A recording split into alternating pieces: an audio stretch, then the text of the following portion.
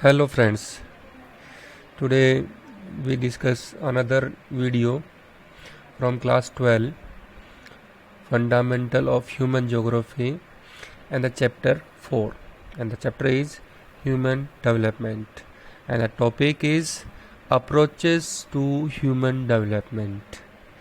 That means कि जो मानव विकास है, ह्यूमन डेवलपमेंट है, उसका जो कैलकुलेशन है किसके बेसिस पे देखा जाता, पहले के टाइम में लेके आज के टाइम में अलग अलग क्राइटेरिया है किसी चीज़ को देखने का, यानी किसी चीज़ का देखने का नज़रिया अलग अलग होता है लोगों का। जैसे कि मैं बोलूँ कि जो ग्लास है उसमें आधा पानी भरा हुआ है तो दूसरा आदमी कहेगा कि वो आधा खाली है। तो यहाँ पे हर किसी का अलग अलग नज़रिया है हर किसी को देखने का। तो यहाँ पर हम बात कर रहे थे ह्यूमन डेवलपमेंट की अप्रोचेस का, यानी ह्यूमन डेवलपमेंट है अलग अलग तरीके से कैसे कैसे हम कैलकुलेट करते हैं, उसके बारे में सोचते हैं, समझते हैं। तो इस वीडियो में हम देखते हैं कि किन चीज़ों पे हम डिस्कस करेंगे। तो यहाँ पर ऑल ओवर वर्ल्ड में डिफरेंट कंट्रीज़ के सामने डिफरेंट प्रॉब्लम्स हैं, तो उन सब चीज़ों को कैलकुलेट करके हमने डिफरेंट अप्रोचेस को यहाँ पर फाइंड आउट किया है कि ह्यूमन डेवलपमेंट के लिए किन चीज़ों को हम ज़्यादा फोकस कर सकते हैं। तो यहाँ पर 4 अप्रोचेस हैं, there are 4 approaches for the human development. The first one is the income approach, the second is the welfare approach, the third is minimum need approach and the fourth capability approach. तो अब हम इनको explanation के साथ में देखेंगे। तो यहाँ पर सबसे पहले जो बात आती है income approach. In ancient time तो हम नहीं बोलेंगे, अभी 100-200 साल पहले की जो टाइम पीरियड था उसमें income was more important as a indication of human development and progress of any country. तो यहाँ पर इनकम को देखा जाता था कि किसी भी कंट्री की वहाँ की इनकम लेवल है अच्छी है, जीडीपी अच्छी है, नेशनल इनकम अच्छी है, that will be more develop. तो ये सबसे पुराना एक अप्रोच है, ओल्डेस्ट अप्रोच, एमसीक्यू में आ सकता है ये आपके। तो यहाँ पर ह्यूमन डेवलपमेंट को अगर इंक्रीज करना है तो यहाँ पे इसमें इनकम अप्रोच में ये कहा गया है कि अगर मानव विकास करना है, ह्यूमन डेवलपमेंट करना है, so we need to increase the income. कि अगर किसी व्यक्ति की इनकम बढ़ जाएगी या किसी सोसाइटी या कंट्री की इनकम बढ़ेगी तो उसमें जो डेवलपमेंट है ऑटोमेटिक इंक्रीज होगा। दैट मीन्स वो कुछ भी खरीद सकता है, अच्छी हेल्थ, मेडिकल ट्रीटमेंट है, गुड एजुकेशन है, गुड ट्रांसपोर्टेशन है, गुड कम्युनिकेशन है, तो अच्छी चीज़ों को पैसा खर्च करके वो यूज़ कर सकता है। तो यहाँ पर इस पे फोकस किया गया है इनकम के ऊपर कि इनकम अच्छी होगी तो वहाँ पर उसका लिविंग स्टैंडर्ड अच्छा होगा और वहाँ पर ये उतनी ही ज़्यादा लोगों को फ्रीडम होगी, इंडिविजुअली एंजॉय करेंगे लोग अपना अपना। यानी घर में पैसा है तो हर किसी के पास अपनी अपनी गाड़ी है, अपना अपना मोबाइल है, अपना डिफरेंट मशीनरी है, टूल्स हैं, तो अपना सेपरेट होगा। अगर पैसा कम होगा तो एक ही चीज़ को सभी लोग यूज़ करेंगे एक ही जगह पर। तो यहाँ पर डेवलपमेंट का सीधा कनेक्शन किसके साथ किया गया है, इनकम के साथ में। And that is a higher income the level, higher the level of income, यानी जितना इनकम लेवल इंक्रीज होगा उतना ही उसका जो डेवलपमेंट लेवल होगा वो इंक्रीज होगा ह्यूमंस का। नाउ अनदर अप्रोच, तो ये उसके बाद दूसरी अप्रोच है जिस पे बाद में फोकस किया गया, सोचा समझा गया कि हर किसी व्यक्ति की इनकम ज़्यादा नहीं हो सकती, ना ही हम बढ़ा सकते हैं, तो डेवलपमेंट हम कैसे कर सकते हैं। तो यहाँ पर बात आती है वेलफेयर। वेलफेयर यानी एक समाज कल्याण या कल्याण के लिए, किसी के भलाई के लिए कोई काम किया जाए, वेलफेयर। तो यहाँ पर सभी एक्टिविटीज़ हैं, तो यहाँ पर स्पेशली फोकस किया गया है ह्यूमन बींग्स के ऊपर कि ह्यूमन बींग्स का अगर वेलफेयर किया जाए, उसका कल्याण किया जाए in all strategy on target two of all development activities. तो यहाँ पर सभी एक्टिविटीज़ के ऊपर फोकस किया जाए, यानी किन चीज़ों पर वेलफेयर, यानी कल्याण कैसे होगा। तो यहाँ पर हम कह सकते हैं कि अगर लोगों को अच्छी एजुकेशन दी जाए, अच्छी हेल्थ ट्रीटमेंट अवेलेबल करे जाए, एंड सोशल जो सेकेंडरी जो एक्टिविटीज़ हैं उनमें उनको, सोशल जो एक्टिविटीज़ हैं उनमें इक्वली पार्टिसिपेशन किया जाए, तो बाकी सुविधाएं भी उनको दी जाए। जबकि यहाँ पर सोसाइटी में सभी लोग इक्वली पार्टिसिपेट नहीं कर पाते, सभी चीज़ लोगों को वो चीज़ें अवेलेबल नहीं, जैसे कि शेड्यूल ट्राइब है, दलित पीपल है, उन लोगों को वो चीज़ें सोसाइटी में इक्वली नहीं मिल पाती, तो उनका डेवलपमेंट नहीं हो पाता है।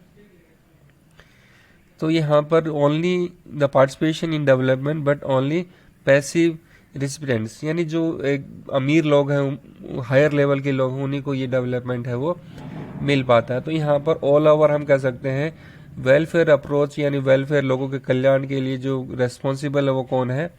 गवर्नमेंट। तो यहाँ पर हम कह सकते हैं गवर्नमेंट है, government hospital, government school, government transportation, वो सारी चीज़ें गवर्नमेंट है रिजनेबल प्राइस पे अवेलेबल करवाती है।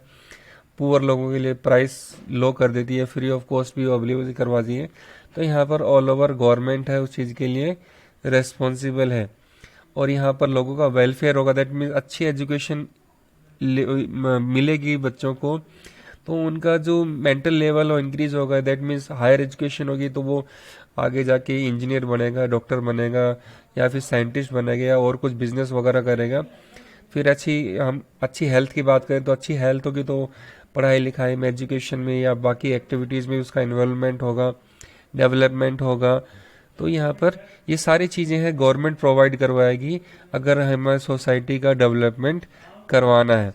तो यहाँ पर मैक्सिमम वो है वेलफेयर है कि गवर्नमेंट उस पर खर्च करे, यानी किसी भी देश का जो विकास है वो निर्भर करता है कि सरकार वहाँ के वेलफेयर के लिए, यानी हेल्थ के लिए, एजुकेशन के लिए, इक्वालिटी के लिए, सोशल सोसाइटी के लिए, ट्रांसपोर्टेशन के लिए कितना खर्च करती है।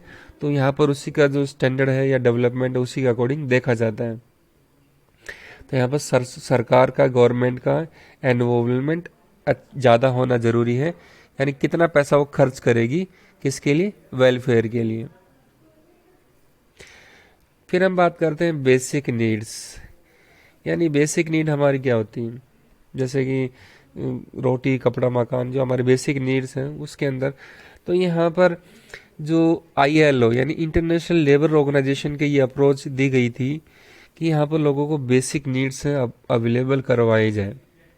As per international labour organisation, international level का ऑर्गेनाइजेशन है, तो उन्होंने फोकस किया कि जो 6 बेसिक नीड है, अब 6 बेसिक नीड्स हैं वो कौन सी है? देखिए, हेल्थ, दैट मीन्स हेल्थ का मतलब है पे good medical treatment, good healthy facilities, pure water, healthy environment, pure air, तो वो चीज़ें उनको अवेलेबल करवाई जाए। अच्छा पानी है, अच्छा स्वास्थ्य है, वो चीज़ें सभी हेल्थ में, यानी गुड फूड वगैरह है, अच्छा खाना, तो ये चीज़ें उसको अवेलेबल करवाई जाए। फिर दूसरा हम बात करेंगे एजुकेशन, एजुकेशन दैट मीन्स सभी लोगों के लिए, सभी बच्चों के लिए, चाहे पुअर हो, रिच हो, डिफरेंट कास्ट कम्युनिटी को, सभी के लिए इक्वल एजुकेशन सिस्टम अवेलेबल करवाया जाए। फिर यहाँ पर हम बात करते हैं food, some group of society they have no access good food facilities in their surrounding, तो उनके लिए अच्छा खाना है, विटामिन मिनरल्स वाला है, वो अवेलेबल करवाया जाए। फिर वाटर सप्लाई करवाया जाए, सैनिटेशन यानी उनकी साफ़ सफाई का भी ध्यान रखा जाए, एंड हाउसिंग। तो ये सारी चीज़ें हैं बेसिक नीड्स में, इनको रखा गया है। जो 6 बेसिक नीड है, health, education, food, water, sanitation and housing. तो इन चीज़ों को किसने इंट्रोड्यूस किया? ILO ने। तो ये ILO की बेसिक नीड अप्रोच थी।